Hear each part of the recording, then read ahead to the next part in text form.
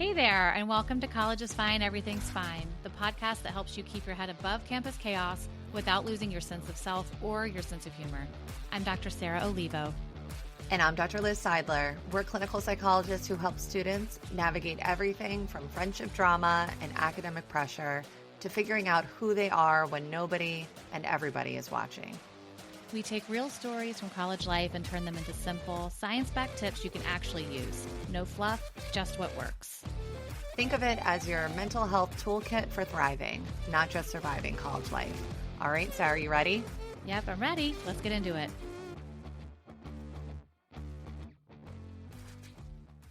All right, listeners, I'm really excited. I know we've been, Sarah and I are always going through our Rolodex do people even know what a Rolodex is anymore?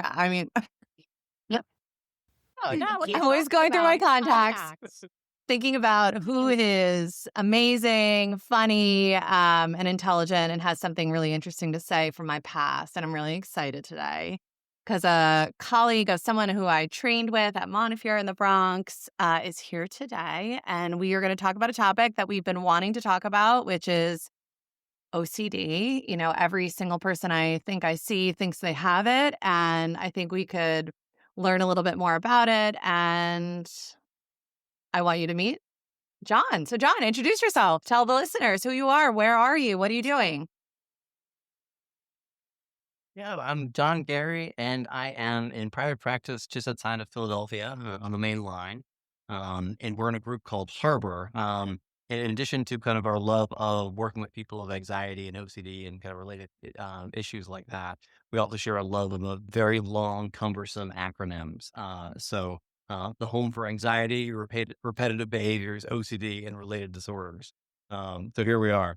And we have two locations in Philadelphia and on the main line to serve kind of different. We talk a lot on here about the acronym situation that exists within behavioral therapies. So, but it's too much. But Too much.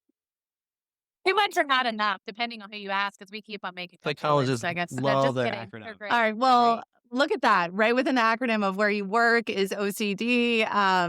So I thought we could start a little bit. I mean, Sarah, do you also feel, particularly with the rise of TikTok, the amount of TikToks I get sent about symptoms that my patients are experiencing that they now think that they have OCD. Yeah.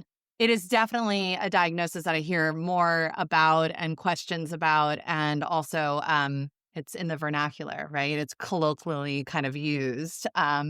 So you agree though, right, Sarah? It's all over the place. Oh, 100%. I mean, it's like for better or for worse, you know, we always say, like, is it good that they've come in to see us because of something they heard on TikTok that's wrong? Right.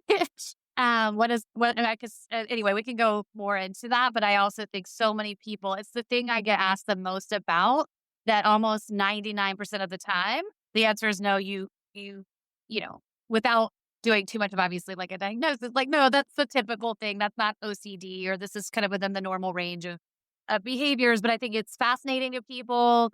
And I think that enough people around them have said something like, oh, I have OCD, or I'm so OCD, that people start to think, could this be something that I've got going on? So we see that a lot too. And we also see the reverse, as I'm sure you guys too, where we have clients who are diagnosed with OCD and are just stressed and even hurt and a little offended by kind of people saying things like, oh, I'm so OCD about this, or kind of holding out as more almost kind of like a cool quirk or something that the others want to identify with. And so that's kind of right. A different direction. So John, want to take a stab at trying to describe what OCD really is? Yeah. So it's thinking about, it's definitely a bug and not a feature, right? Thinking about how just, we all as humans, right? We kind of like we float around on currents and things like that. And there's to some extent, there are things that are related to like the spectrum of OCD, right? So like which of us can't kind of relate to just like having like, lucky socks or underwear, right, for like an important test, or things like that, or just having a particular order that we never really kind of thought about kind of using the way we like shower or towel up or tie our shoes or things like that. Right. So to some extent, there's this like gradient or like spectrum. So that's the current that we all kind of float in, right? And it can be related to stress. So we see kind of more of this in ourselves and other people.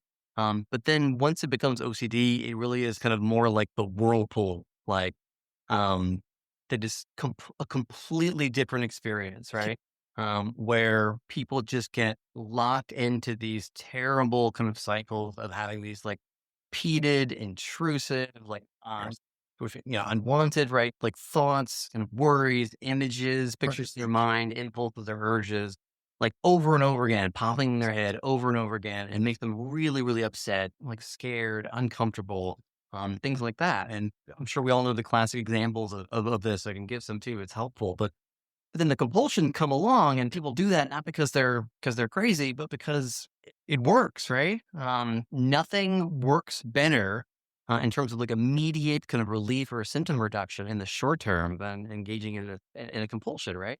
And so, Yeah. and when you do that, it feels better, but then it kind of grows the beast over time, right? So back to your original question, right? So it's something that we can relate to, like all kind of forms of kind of mental health, behavioral health difficulties. But it becomes a very different thing once you kind of reach the criteria for a diagnosis. Right. I think, there was a study that they did, and a lot of these studies, they were done on college campuses where they asked people whether or not they've had some version of a quirky or intrusive thought. And I think in the 90s, right, 90% or more people said that they have these thoughts, meaning like in a typical college classroom, most people are saying they've had them. And the big joke, of course, among all the people with OCD is like, and the other 10% were lying. Like Yeah. that we all have some version of these thoughts. And once I started working with people who had OCD, I started paying more attention. Like, hey, let me start to notice when I have these thoughts. And I realized when I was living in New York, I definitely would be on the subway and have the thought of like, oh my gosh, I could just push that person. Like, and whereas someone else who has OCD might say that same exact thing and start to wonder like, "Oh my gosh, am I homicidal?" Yep. Right? Whereas I'm just like, "Oh, that's weird. That's not like me." So what's the difference between the ones who have those quirky thoughts like most of us have, right? That's not so Yeah. strange. And when people start to feed into it. I love that study, right? Just when they look at the Hmm. content of thoughts, right? We have like thousands and thousands of thoughts a day, right? That's kind of where our brain deals us. And most of the time they kind of they float in and out without our awareness. And so there really is when it can look at people who have OCD as compared to people who don't, there's no difference at all in the content of the thoughts. It's the reaction to them, right? And so I'm gonna go on a limb, right? Liz and Sarah, right? Like we have thoughts like these, and hopefully this isn't too kind of frightening for your audience to hear this, right? Of having the thought, I'm sure I have about kind of pushing someone on a subway platform. The difference is I can't say for sure if I've had it because I wouldn't notice it. It's the kind of thing that doesn't stick. I don't have a particular reaction to it because, and maybe this is partly just again I didn't earn this partly because of just again it's complex interplay of genes and life experiences and things like that. But also I think being a therapist kind of inoculates you to some extent a little bit. Um, just knowing that thoughts are just thoughts, right? And then they kind of float in and out without me kind of assigning any particular importance to it. With someone with OCD, again, they didn't do anything wrong. Just a huge part of OCD is just genetics and lots of complicated factors, right? It gives rise to just having thoughts and then being a bit sticky, and then kind of having big kind of reactions to having those thoughts, right? That like ladens them or kind of laces them with this like radioactive kind of emotion, right? Uh, and then and then having big reactions to thoughts oftentimes kind of ensures, especially if we're trying to suppress them or push them away or give them kind of more power and that way explain them away, then they're going to come back. They're going to come back even stronger and more frequent. Um, and so I guess maybe the other thing I would say is uh, I have heard it said once at a conference, and this stuck with me like 10 years ago, that think it's clicked for me too about kind of there's something in there about why I love doing this work is people with OCD are just the loveliest of people. They have such big hearts and they care so deeply. And so that's a part of how OCD gets you. So it Mm-hmm. really attaches itself to the things that are most important to you. Um, like your values and the things you're passionate about, right? So why kind of parents get OCD kind of related to their children. Um, Romantic partners get OCD oftentimes, sometimes, right, about their spouses, things like that, right?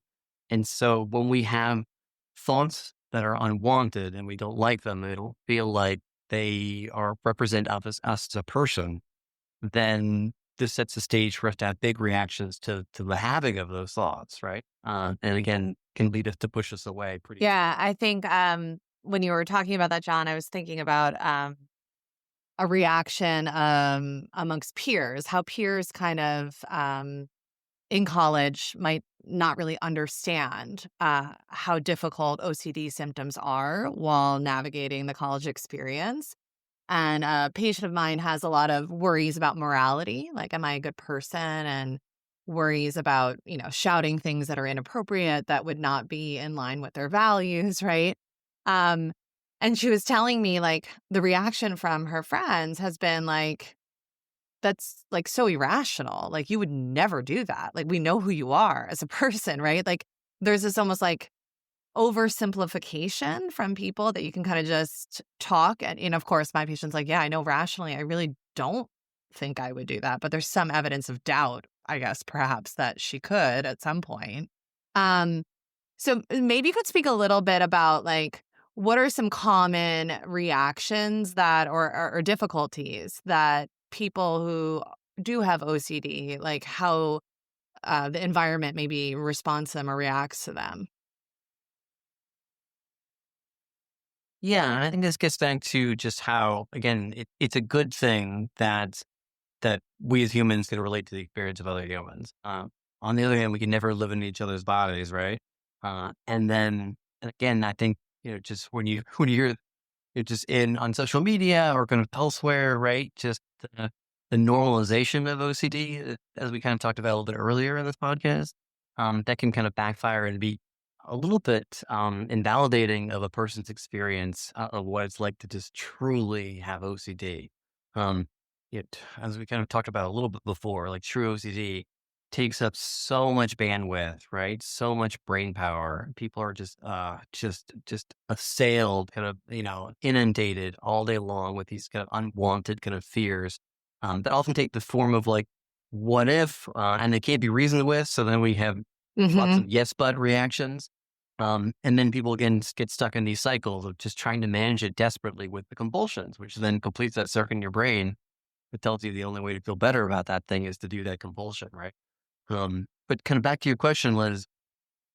So, when people are talking about being so OCD about something or seeing it as and I feel like I know where the intentions are coming from often. There are good intentions, right? Trying to kind of reclaim that and talking about this as in an affirmative way and the ways in which it helps them.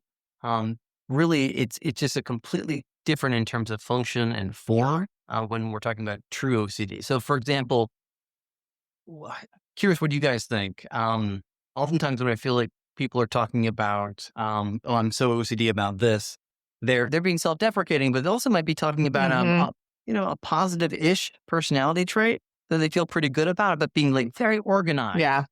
or being very kind of neat and fastidious. They're really good at keeping track of things. They make a list and they check it twice, those kinds of things. And really that's not even close to what we're talking. That's maybe more in the in the general kind of ballpark of something called obsessive compulsive personality disorder. Right. Ballpark, not Right. even close to that, right? Again, because these kinds of behaviors and these kind of these things that people are kind of prioritizing can be really adaptive and helpful, depending on the context and if it's not at an extreme level. But again, talk about adding to confusion, right? Having kind of those diagnoses share a lot of the same kind of letters and words. Um, and so but that doesn't really help things. No, I mean, definitely not. I think, yes, I agree. I think that people often talk about OCD as being like this OCD aspect of their personality as being a positive trait. And I often think too, even with for people who truly do have OCD, there are some aspects of their OCD that are helpful to them, right? So it complicates things more because I think there's both this, there is a reinforcing and also punishing part of the disorder for them. But I think we can summarize one aspect when people are kind of like, is this OCD or what is OCD? That there really is a difference between real impairment in terms of like, what are these symptoms doing to you? Like in the case of my patient I was referring to before, there's a real cost to their relationships in terms of the amount of reassurance they're looking for or the avoidance of conversations or topics that may trigger their worries, right? Um, to a really severe level that, they're more socially isolated than somebody who um, has a little perfectionism in terms of how they organize their closet. Yeah. Right. And I think that one other thing that comes to mind too is that you, well, sometimes people have a specific opinion about what obsessions or compulsions might be, right? And they tend to go towards more, I wash my hands a lot, I'm really neat, or I'm really organized. I think that as we know OCD, it's so much more complicated than that. Yes, we know some people really struggle with contamination fears and germs, but I've definitely worked with people where you would look at them and you would never know that they had OCD because they're not washing their hands to the point of having, rashes. Or peeling skin. They are just suffering in silence, and you would never know what they're doing because perhaps they're doing something internally. Like I had someone I worked with where she needed things to be symmetrical, and she initially, when she was little, would tap out syllables. And as she got older and got to be 16, 17, she just got so quote unquote good at tapping that she did it mentally. And so she would go to school and be the captain of the lacrosse team and she would make straight A's and she'd just be exhausted by the end of the day because she was doing all that while also tapping to even syllables as Mhm. people were talking and trying to make things even in her mind.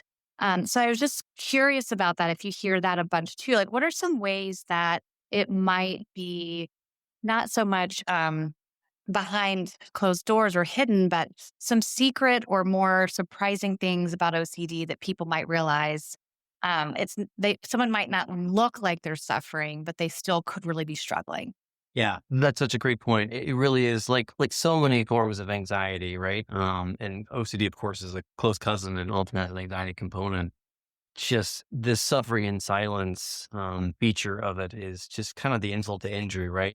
This is very much kind of behind how so many kind of people with OCD kind of suffer for years and years, right? Before they're even kind of walking into a therapist's office, let alone getting diagnosed. And then years often after that, before they're connected to kind of really good evidence-based treatment that has stands a chance of helping them. Um, and so Sarah, yeah, that's also just such a great point because so many of the kind of the symptoms of OCD are both obsessions and compulsions can be mental acts, and that can be really, really confusing. So back to your kind of your client, right? That kind of started tapping, kind of first physically and overtly, and then started to do that kind of in their mind. Again, this is kind of like the metaphor of like the duck on the still pond, right? You can't see that like the legs are moving furiously beneath the water, right? And that often can be not always, but that can be the presentation of someone with OCD is that they might be kind of quite well appearing and seem like they're doing okay, but a lot can be happening behind the scenes. Um, that also kind of reminds me of the context really mattering too. Um, I'm sure you guys encountered this in your own clinical work. Someone can you come into your office, right? And they can not experience too much distress, or kind of, or ostensible impairments, related to, for example, contamination forms of OCD. And then you dig deeper and you find out that, um, so much of their home life is organized around feeding the OCD, right? Like they're kind of they're wearing gloves when they're kind of touching certain things. They might kind of suit up in something like kind of like a barrier of like the equivalent of a hazmat suit before they go into their bedrooms.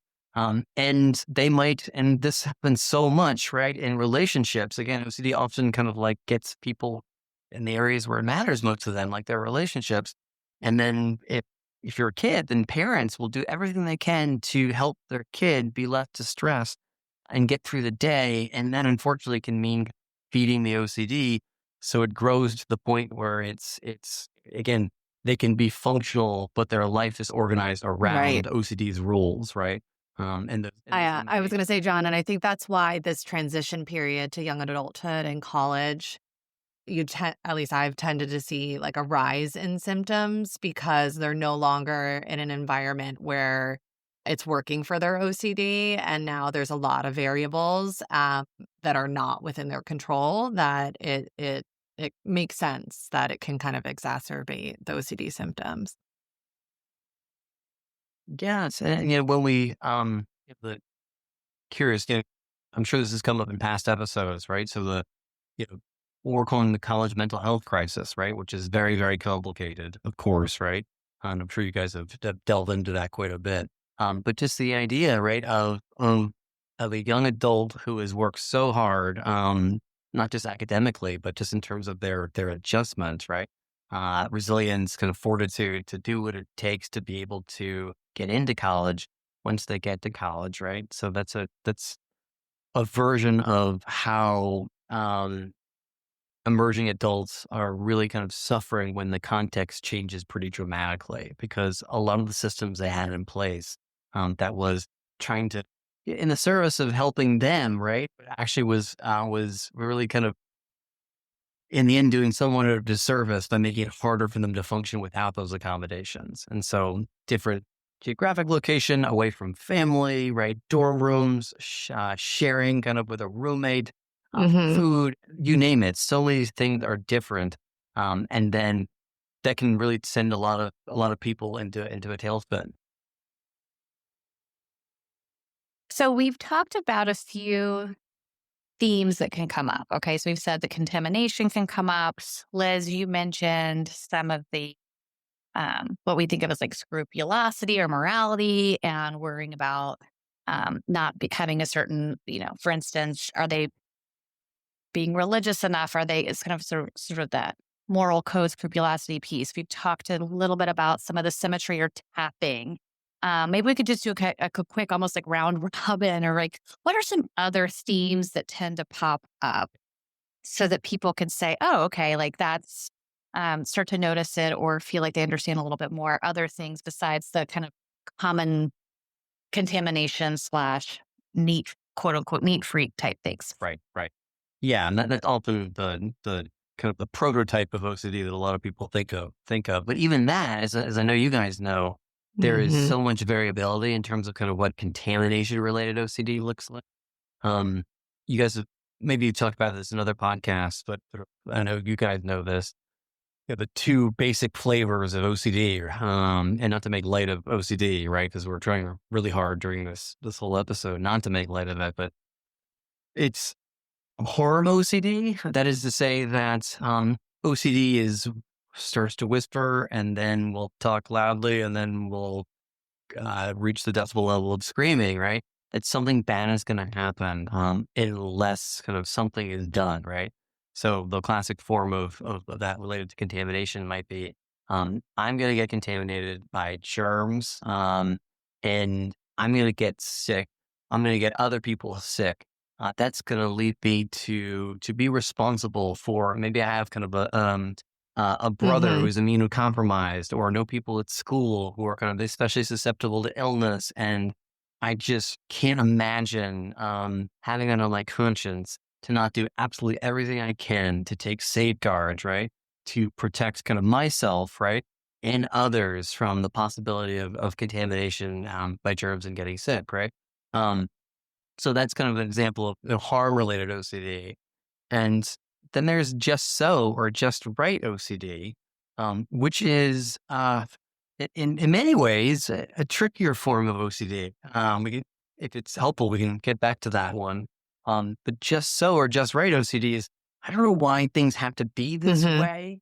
it just feels just wrong if it's not this way, right? So if I touch something with one elbow, I just feel like I gotta turn around and I even it out and touch it with the other. I feel like kind of back. I'm not sure if this is the particular concern with kind of Sarah's client, but the tapping, right? That could have been related to her. Like if I don't do these certain number of taps or in this certain way or in this certain pattern or for this length of time, then something bad can happen, right? My girlfriend could get hit by the bus tomorrow, or it could be related to, it just feels like it feels extremely uncomfortable. It feels not just right. It feels just wrong if I don't do it this way. But back to the contamination form of OCD, you guys probably see a lot of just so contamination, and oftentimes when I see that in my office, I know that it's going to be a bit more of a slog often, right? So it's not so much that someone is worried about a Mm-hmm. negative outcome or consequence of touching kind of dirt or germs and getting contaminated, things like that. It just feeling of dirt, right? The feeling of having something kind of Mm-hmm. on my hands, right? Some kind of substance, whether it's dirt or kind of germs or kind of like chalk on the at school or whatever it is. So that feeling of contamination, that can be Well, exhausting. there's so many, I feel like, that we're not gonna have a chance to go into entirely. But John, there's a lot of resources. Is there any place that, like, if somebody's listening to this and they, like, wanna get online, which we know everyone is Googling all the time, which also is a compulsion in OCD. Um, where would you is there, like, one place that you've vetted and you really are like, "I'm comfortable with people kind of going on," there might be a quiz, or they can kind of look at the content to learn more about symptoms? Yeah, I would say just uh, without hesitation, the International OCD Foundation. So that is probably just the most helpful go-to starting place, right? Starting place, middle place, and even kind of ending place for so many resources for both clients, their families, parents, and clinicians. So it's a website that is and an organization that is just really devoted to people who are either suffering or think they might be suffering from symptoms of OCD, or have kind of loved ones, family members who might as well, and those clinicians who are interested in learning more. And so I, I think that's I'm curious what I your mean, thoughts are, that's Liz. But yeah, I I think it's a think great resource for families and for patients, and they do have little, like, screeners and questions, and also if you're looking for a therapist who specializes in evidence-based treatments, which we've talked a lot about here on this podcast, it's a great place to look for therapists that are in your area, and maybe you're lucky and you go to a school in Philadelphia or outside Philadelphia, and you could potentially see John or someone in the practice that he works at. But John, thank you so much for being on. This has been so helpful. All you're right. welcome. Thank you so much for inviting me. By the way, does anyone listen to outros? Should we do one anyway? Thanks for tuning in to College is Fine, Everything's Fine. We hope you're walking away with skills you can use right now, whether you're just beginning to think about college, starting your first semester, or counting down to graduation. If you like today's episode, you know what to do. Subscribe, leave a review, and share it with a friend or your roommate or your parents or that random person you keep seeing on the quad. Please don't be shy. Want more tools, tip sheets, or courses? Head to collegeisfinepodcast.com or follow us on Instagram and TikTok at College is Fine Podcast. We'll catch you next time with more real talk, more skills, and more of what actually works on campus. Until then, remember that we are rooting for you.